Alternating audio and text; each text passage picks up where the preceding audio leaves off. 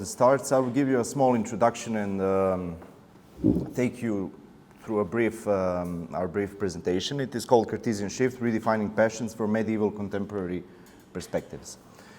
So basically our presentation has two goals. First of all, our aim is to explore the novelties that Descartes' theory of passions brings to the emotion theory. We will contrast Descartes' passion theory with medieval understanding of passions, influenced by Christian tradition. We will then argue that contemporary enactive theory of emotions can be traced back to Descartes' idea on sensations and the unity of body and mind. By analyzing the passion of sorrow, we show how Descartes' theory transformed our understanding of passions and influenced contemporary affective science.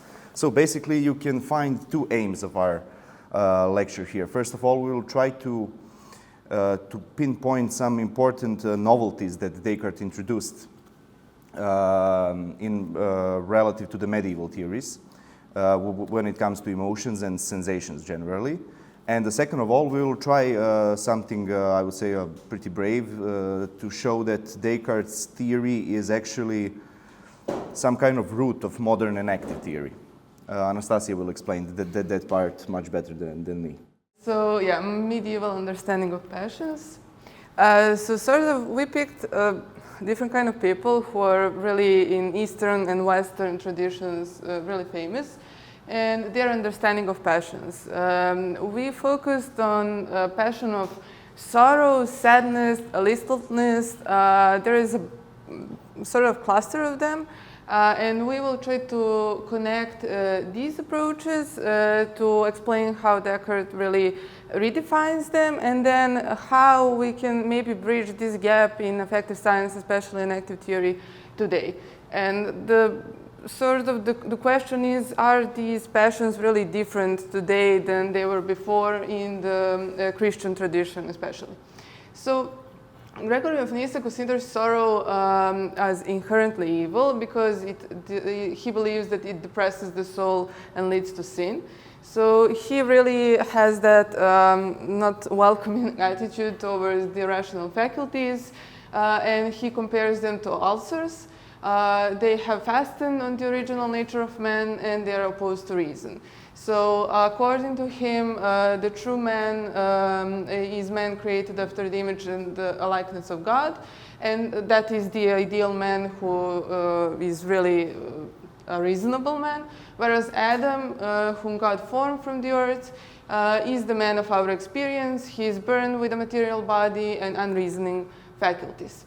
So from that aspect, we can see that we have these unreasoning appetites and passions that are asserted in us, and we are then subjects to pain and death, and really the not really happy kind of people. Then we have John Damascus.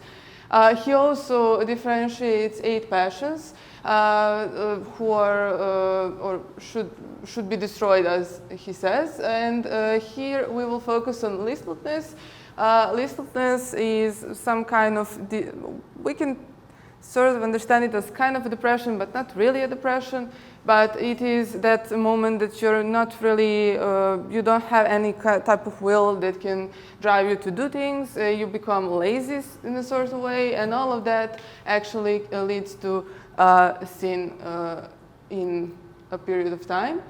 Then also we have Augustine, and then we have Thomas Aquinas. Augustine claimed that most passions corrupt the soul. Exception is the sorrow of separation from God. So in this case, we also have this cluster of sad emotion, or passion, it is better to call them that way in this period, that is kind of, it is a positive emotion in a sense, because it really can help us differentiate what are the meaningful things from those things that are not meaningful to the human life and human nature. And in Thomas Aquinas, we also have that sort of metaphysical layout, that body and soul and their relationship is seen through a value-laden lens. So he says that soul is nobler from the corruptible body. Passions are those that typically unite body and soul, immaterial with immaterial. And when he talks about depression, so for a man is said to be depressed through being hindered in his own movement by some weight. And it is evident from what has been said above that a sorrow is caused by a present evil. And this evil, from the very fact that it is repugnant to the movement and the will, depresses the soul. He also says the sorrow is most harmful to the body because it is really repugnant to the man's life and to all of sorts of movements and activity and just being present in the moment. So to say, so now you? Yeah, okay, I will take it up from here. So as Anastasia explained it, you can see that a couple of important things when it comes to medieval theories of emotions and their notions of emotions. You can see that they are heavily morally burdened. You know, to be depressed, to be sad is something evil. It's something that should be avoided by any means. And the second thing is, I don't know if you have noticed, I think it's like pretty common to think about it in that way, but I will show how Descartes changed that paradigm a little bit. All of the emotions, the bad or the positive ones, are something like embedded in the soul. The only thing that where they are placed are inside the man's soul, and the body in some substantial way doesn't play any important role. And I will show you how Descartes changes this a little bit. So Descartes developed naturalistic psychology, mostly in his seminal work, Passions of the Soul. And he acknowledges the body's role in the passions process, suggesting passions should be understood similarly to sense perception. His theory of passions is relevant and transformative in at least two aspects. The former mentioned, like human emotions are being explained in a naturalistic and morally neutral way. I will go back and forth between Descartes' definition of emotions and his notion of emotion, and back to the medieval ones, so you can see the difference more clearly. And second, the body plays much more important role in the understanding of the emotions. So, this is one of the interpretations by Cottingham from one important paper from 1985. He distinguishes three grades of emotions in Descartes. First grade of sensations are reflex-like, and we are not conscious of it. Second grade sensations involve awareness of things and events that are bodily in character. And third, sensations correspond to the soul's interpretation of bodily data. The third one, I think, is the most important in our lecture, because it shows that really important and subtle interaction, the importance of the interactions between body and mind in Descartes. Actually, Cottingham goes to much more extreme ways. He says that in Descartes' theory, the human is like a hybrid agent. It revolves always around the constant interaction between the mind and body, and he actually interprets Descartes as a trialist, not as a dualist. But let's not get into that so much. So, as I said already, Descartes' view of mind-body relationship is not value-laden, as you can see it mostly in Thomas Aquinas' works. Descartes asserts that passions are direct perception of bodily landscape, relational in nature, and explained by interactions between bodily motions and the soul.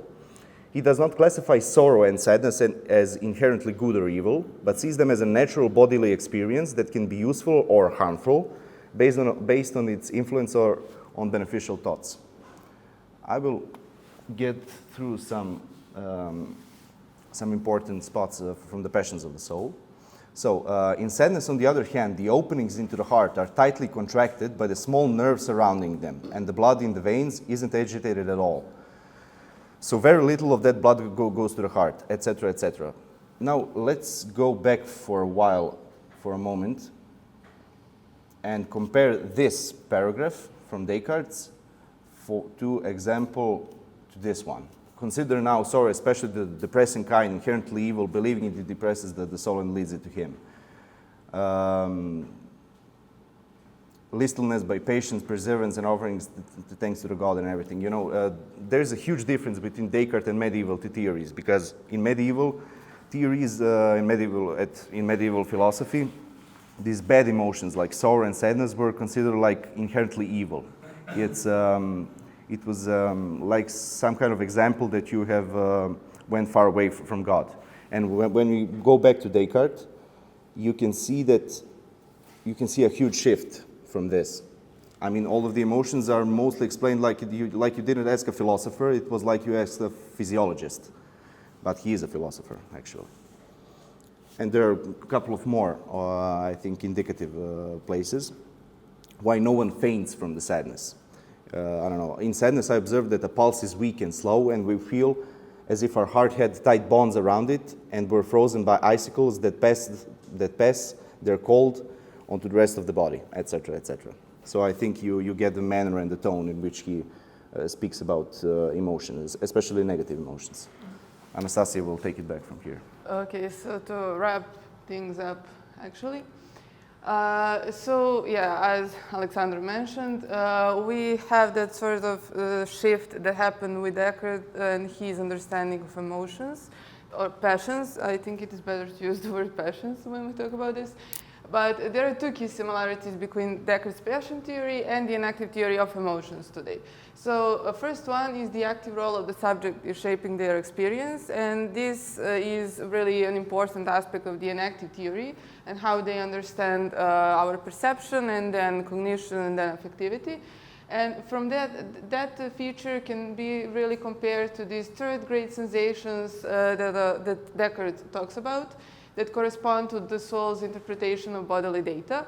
And the second one is that, according to the enactive theory, our interactions with the world are mediated by embodied appraisal. So the enactive theory really, even though it is anti-representational theory and tries to sort of move the mind and everything to more external position, it has that, it keeps some kind of appraisals going on. It depends on the authors, but majorly we can say that. And from that point we can see that they claim that interactions with the world are mediated by embodied appraisals. And embodied appraisals are really the arousal and bodily events that happen that really sort of reflect on what is happening outside of us as well as inside of us. So this type of embodied appraisal is what is called the enactive appraisal, and it has that sort of link with how Descartes also and how his theory of perception understands what is happening in the world. So if we have these sort of features that are compared in Descartes' theory and the enactive theory, we can also go back to sadness and sorrow as the examples of the emotions that we took. And we can see how their understanding shifted from these sort of more Christian understanding towards more naturalistic sort of way of understanding it towards today, which we can say that it is naturalistic in a way. But if we look at how depression is understood today, so depression as a mental disease, which is, according to the Diagnostic Statistical Manual, defined as the common feature of, so it is really a cluster of disorders. All of them have the presence of sad, empty, and irritable mood, which is accompanied by related changes in individual's capacity to function. So we have somatic and cognitive changes. And in general, it is followed by corporeal symptoms such as the loss of appetite, libido, psychomotor inhibition, as well as insomnia. All of these aspects also are something that is not really desirable. So depression, maybe in Gen Z, I don't know, but from our perspective today, depression is not a desirable phenomenon. And you have, not so clear, but you have a distinction between what are healthy emotions when we talk about sadness, when we talk about sorrow as a deep kind of sadness, even when we talk about listlessness. But depression will be that sort of evil aspect of these emotions.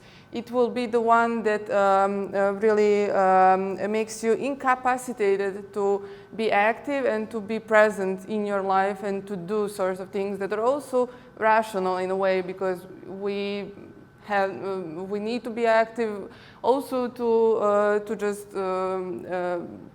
not to be rational, but to fulfill our rational ideas.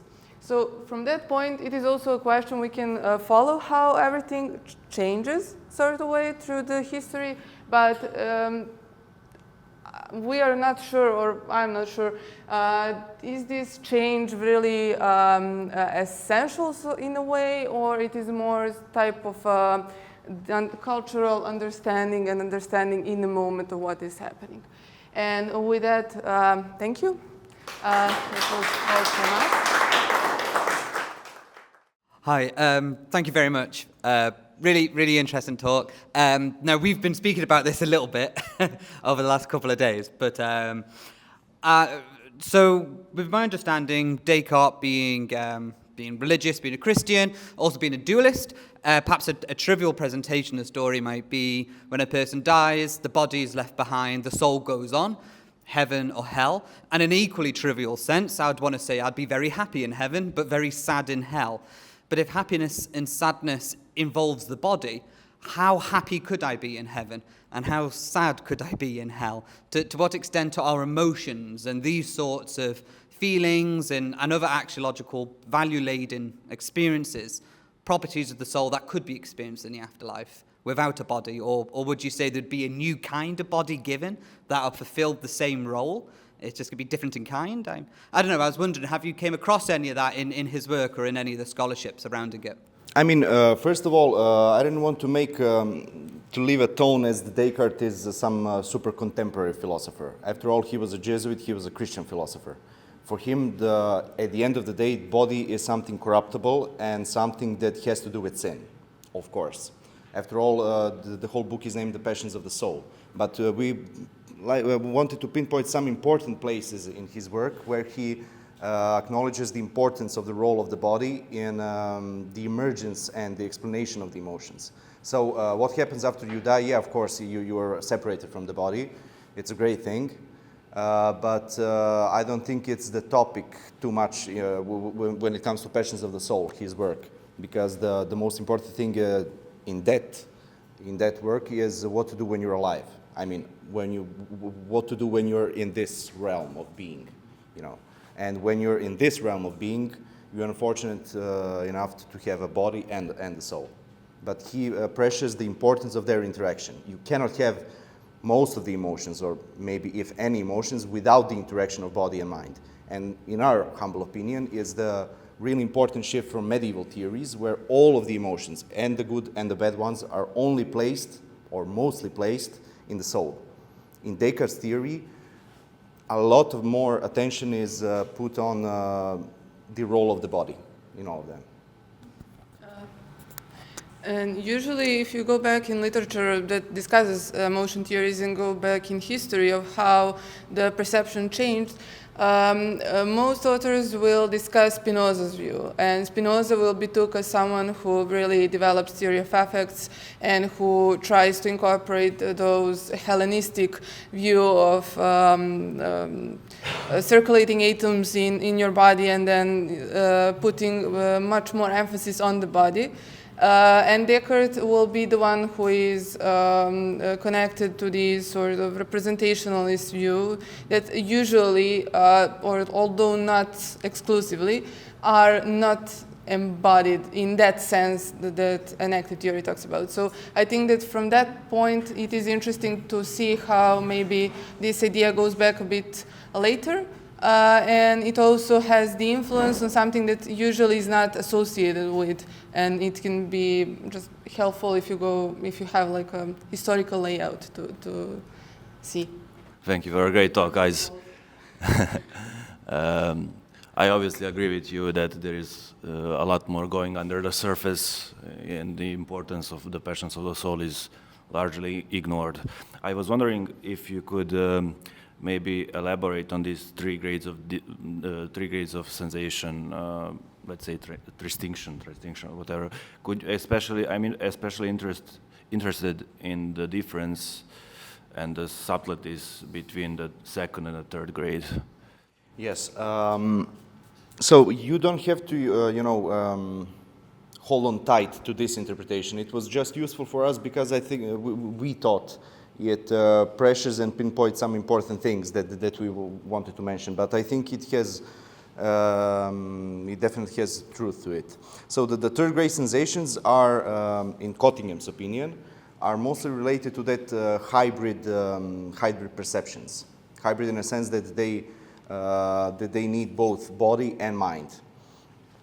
But second grade sensations involve awareness of things and events that are bodily in character. So like I think in that sense, the second grade sensations are mostly purely perceptive, you know.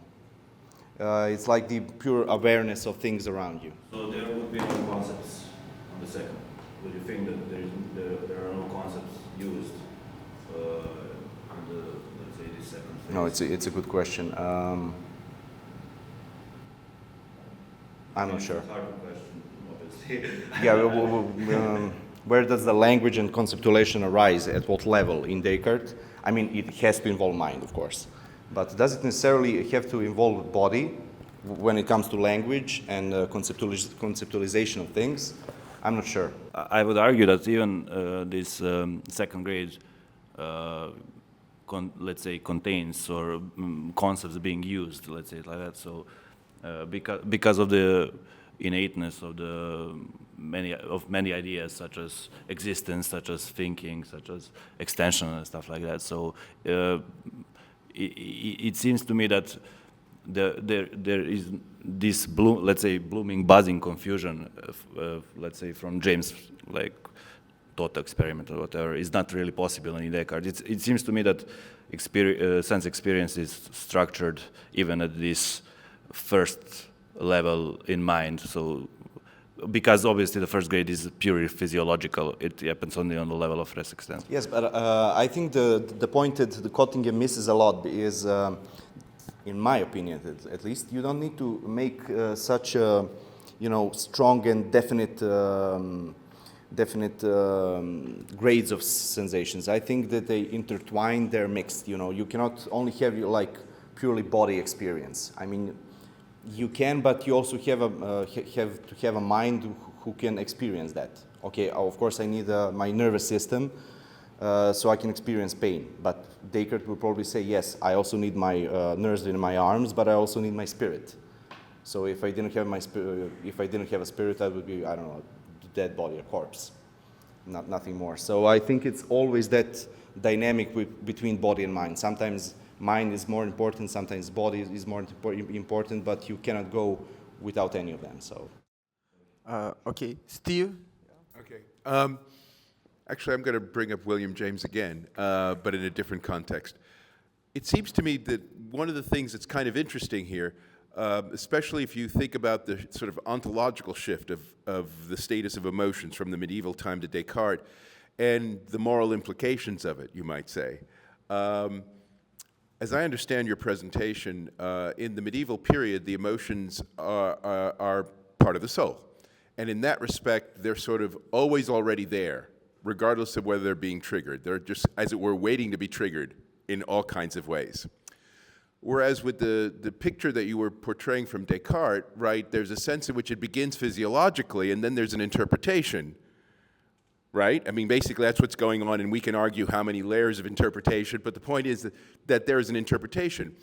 Now, what that suggests on the surface, right, is that Descartes believes you, in principle, could have more control over your emotions by how you interpret your physiological responses. Right? Then let's say the medieval people. The medieval people would be a little more tolerant, you might say, because they say, well, look, these emotions are already baked into our souls because of our fallen state or whatever. Whereas with Descartes, it's a physiological thing, and there's an interpretive aspect to this. And so the issue then becomes what the interpretation is. And this then gets us to the James Lange theory of emotion. I don't know if you're familiar with this, right? From the late 19th century, William James and a Danish physician, Oscar Lange. No, Oscar wasn't his name, but Lange. The idea was that basically an emotion arises as an interpretation of a physiological effect. So you're afraid after you started running, right? Because the running starts generating all these juices that you were posting up there for the passions of the mind, and then you start interpreting it in a certain way. And William James, of course, had a very kind of strong, will-driven view of the mind when it got down to it, right? So he was in fact one of these people who in the late 19th century was talking a lot about willpower, right? The ability to kind of organize your physiology mentally, right? And use your energies effectively and all of that stuff, right? That's William James, right? And it seems to me that Descartes kind of launches you in that direction. Descartes kind of starts you in that direction of thinking you can take control over your emotions, because your emotions is ultimately about the organization of your physiology. Yeah, it's the same thing I spoke about earlier. You know, let's not get too much excited, because on the other hand, Descartes was, I also, once again, want to mention, he was a Christian, and he was maybe less scholastic philosopher. He is, in some sense, the less scholastic, the first modern philosopher. So it should be put somewhere in between. Could you have, in Descartes' theory, control over your emotions? Yes, I think you could. Should you? Absolutely. Yes. It's, I mean, there are many interpretations that understand Descartes' whole works as a guide to good life, as a guide to happy life. Ultimately, in my opinion, the goal of meditation wasn't epistemology, wasn't metaphysics, wasn't, I don't know, philosophy or religion. It was a goal to calm and happy life. You know, how to, you know, discern from things that are false, from things that are true, and important things that are true, you know, like God's existence, outer world existence, my existence, etc., etc. Should you control your emotions? In Descartes' opinion, I think so, yes. I know we are running out of time, but I have just one comment, just something to think about in the future work. The thing is that if we go back to Stoics and if we read Seneca, Seneca is the one who, on anger, for example, he describes in details how anger develops from the moment of perception, when you see something, then you evaluate it as dangerous, then it triggers fear, physiological fear, then comes to your mind, you reconsider whether it's dangerous or not, and try to, so he has the recipe how to avoid all of these passions eventually. But the thing is that there is this description of physiological reaction that, and he says we have no control over it. Once we, it's automatic. So there is physiological part in Stoics as well. Now, in Desert Fathers, yes, of course, the soul is the one that that is affected, and but they also took from Stoics, because they were educated men and they knew Stoics well. They also call emotions how? Thoughts and pre-thoughts. So it's and they do make this distinction. So it's somehow there. It's not clear-cut that Descartes is the one who brings physiology for the first time. They were aware of it. And if you just go back to the ancients and see how they describe bodily behavior when we are under wrath or sadness, you know that they were pretty much aware of physiology of emotion. So yeah, it's just a comment, so to be careful when we make clear-cut distinctions.